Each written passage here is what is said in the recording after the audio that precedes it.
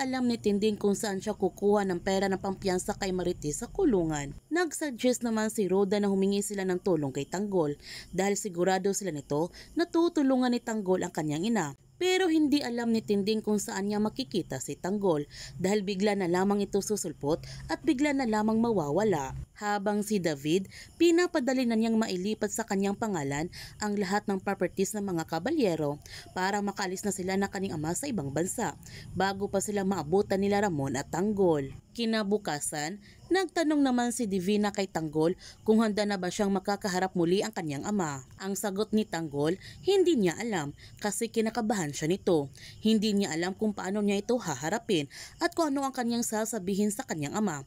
Matagal na niyang kaaway si Ramon Montenegro. Sana sa kanilang pagharap mamaya, lumabas ang lahat ng kanyang gustong sabihin sa kanyang ama. Sinabihan ni Divina si Tanggol na aalis siya dito di magiba at babalik siya dito bilang Montenegro. Namnamin niya ang kanyang bagong buhay. Kaya huwag natin palalapasin ang kapanapanabik ng mga tagpo sa Batang Quiapo. Kung bago ka pa channel ko, don't forget to like, subscribe, and click notification bell para palagi kang updated sa mga videos in-upload ko. Thank you for watching and God bless to everyone.